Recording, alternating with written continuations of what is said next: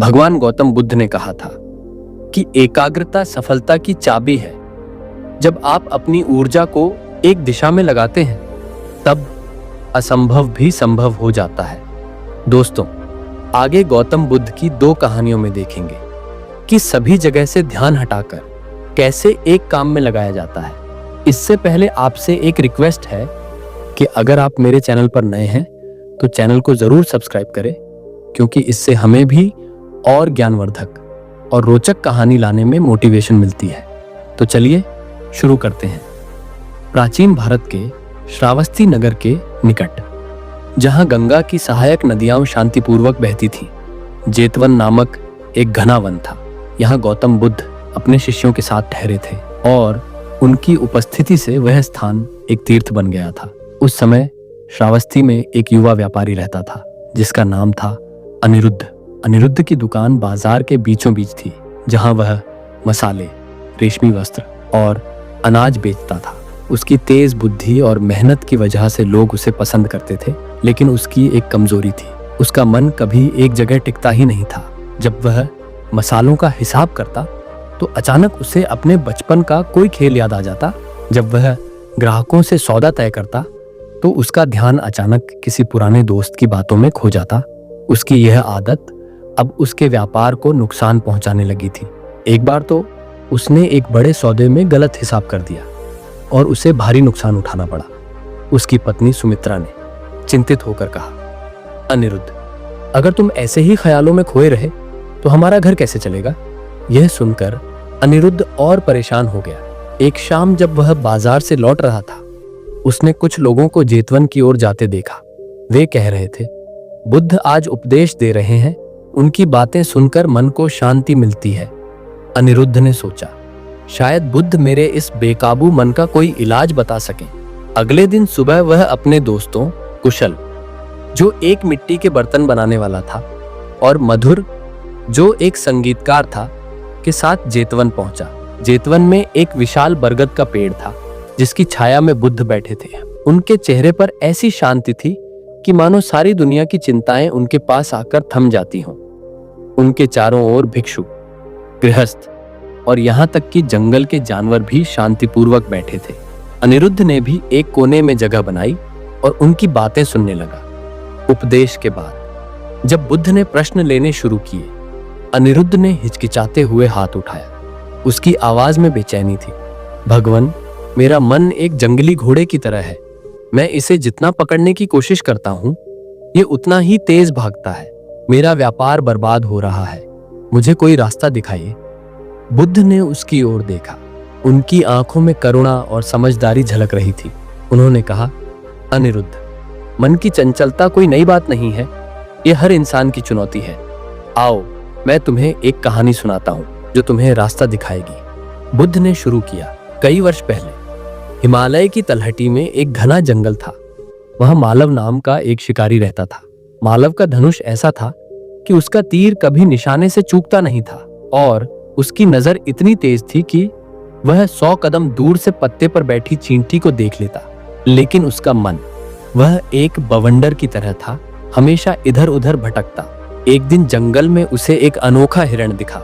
उसकी खाल सुनहरी थी जो सूरज की रोशनी में चमकती थी, और उसके सींग मोतियों की तरह झिलमिलाते थे। मालव की आंखें चमक उठी।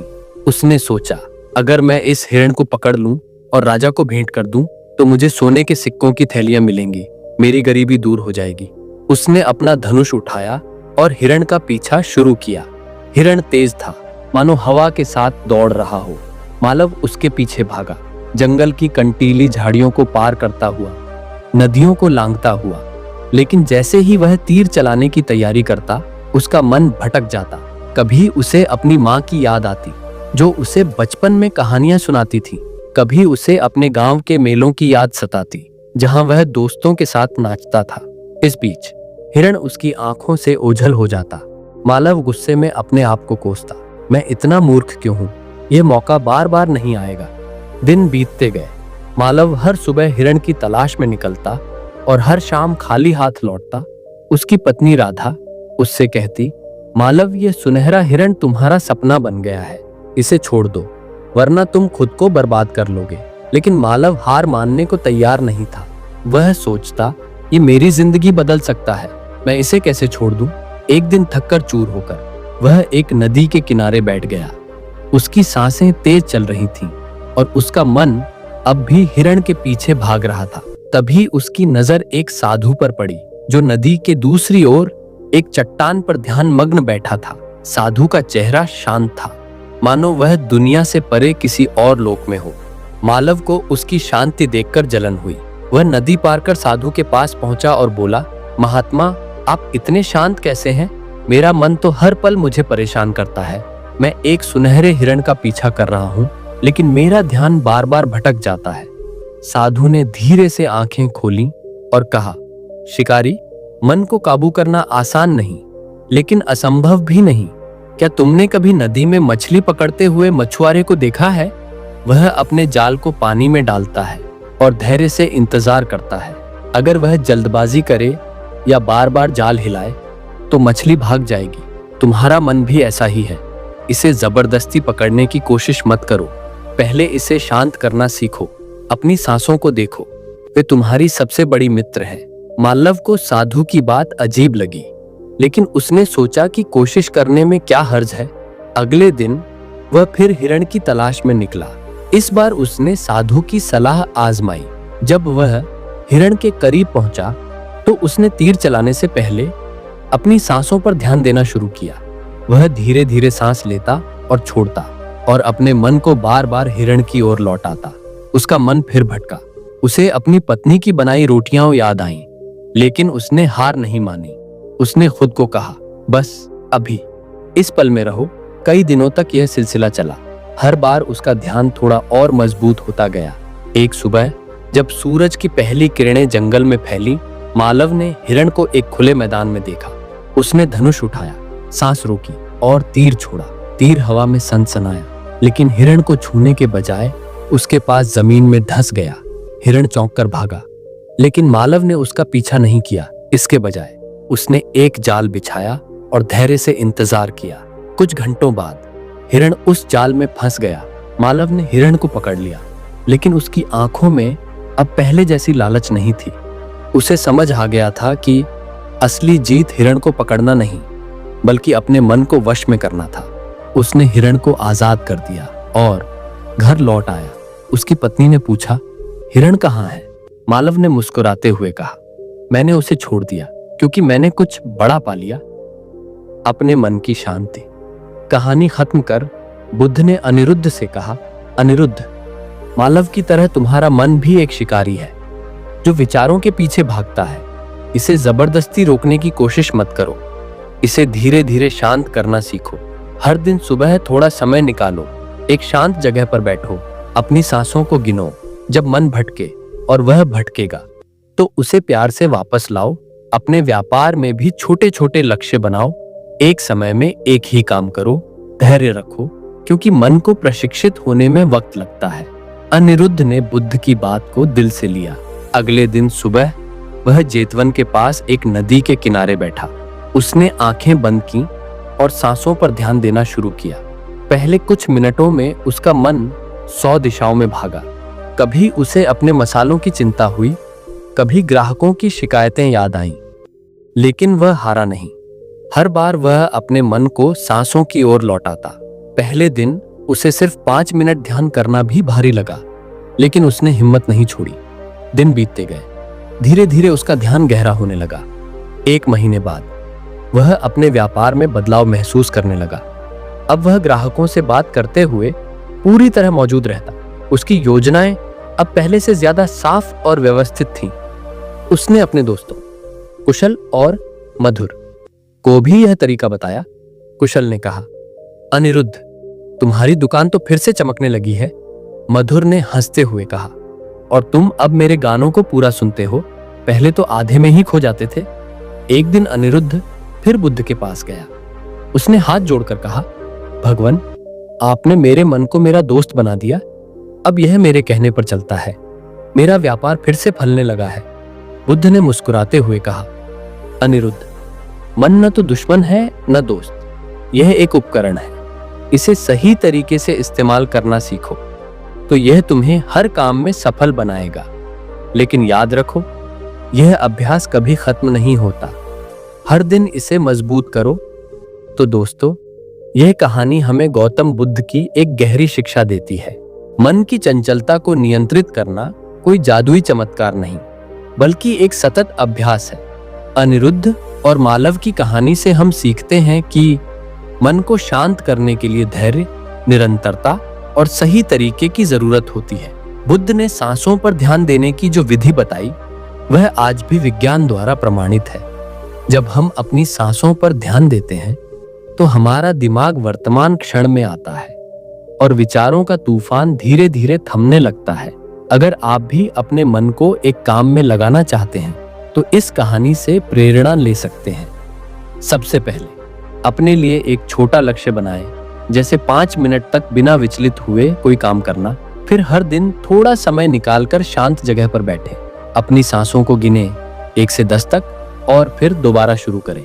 जब मन भटके, और वह जरूर भटकेगा, तो उसे दोष न दें, उसे प्यार से वापस लाएं। जैसे एक माँ अपने बच्चे को बुलाती है। शुरुआत में यह मुश्किल लगेगा, आपका मन शायद हर सेकंड में 10 बार भागे, लेकिन हार न माने। धीरे धीरे यह समय बढ़ेगा और आपका ध्यान गहरा होगा। यह अभ्यास न सिर्फ काम में एकाग्रता लाता है, बल्कि जीवन के हर पहलू में शांति और संतुलन देता है। जैसे मालव ने हिरण को छोड़कर अपने मन की जीत हासिल की, वैसे ही हमें भी समझना चाहिए कि असली सफलता बाहरी चीजों को पाने में नहीं, बल्कि अपने भीतर की शक्ति को पहचानने में है। और जैसे अनिरुद्ध ने अपने व्यापार को फिर से संवारा, वैसे ही आप भी अपने लक्ष्यों को हासिल कर सकते हैं। बस जरूरत है थोड़े धैर्य और बुद्ध की इस साधारण लेकिन गहरी सीख को अपनाने की। हर दिन एक कदम बढ़ाएं और आप देखेंगे कि आपका मन आपका सबसे बड़ा सहयोगी बन जाएगा। दूसरी कहानी एक समय की बात है, जब गौतम बुद्ध अपने शिष्यों के साथ एक घने जंगल के किनारे बसे एक छोटे से गांव में ठहरे हुए थे। उस गांव में एक युवक रहता था जिसका नाम था चंदन।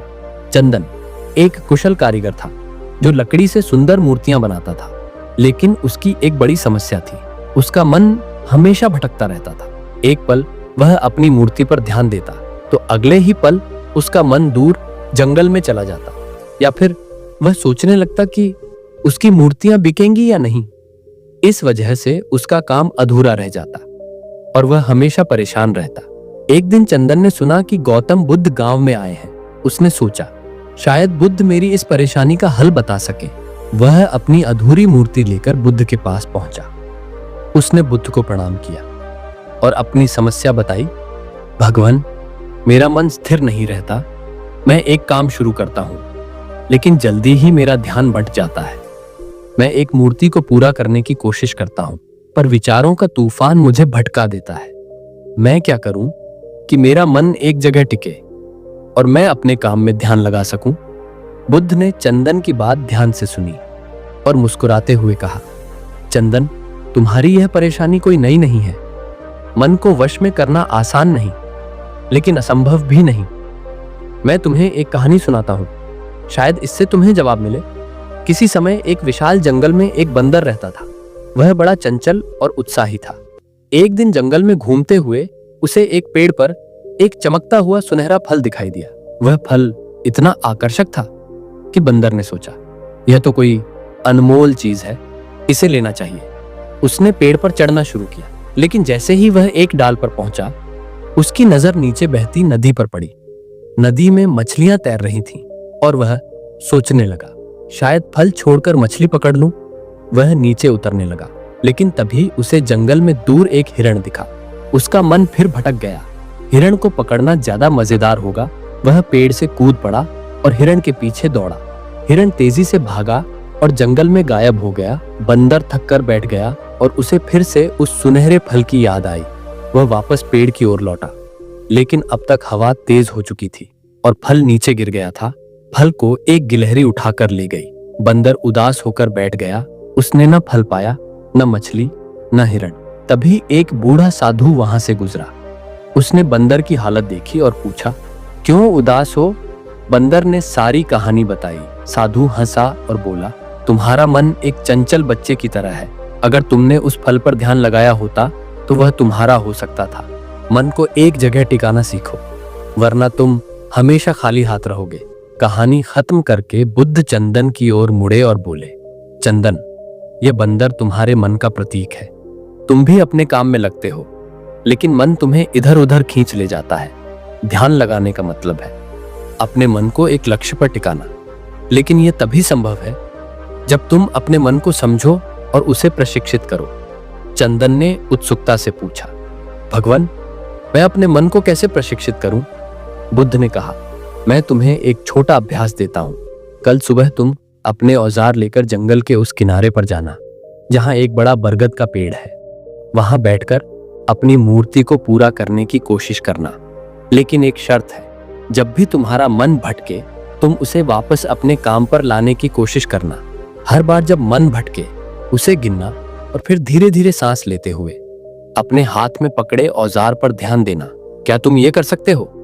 चंदन ने हामी भरी और अगले दिन सुबह वह बरगद के पेड़ के नीचे पहुंच गया।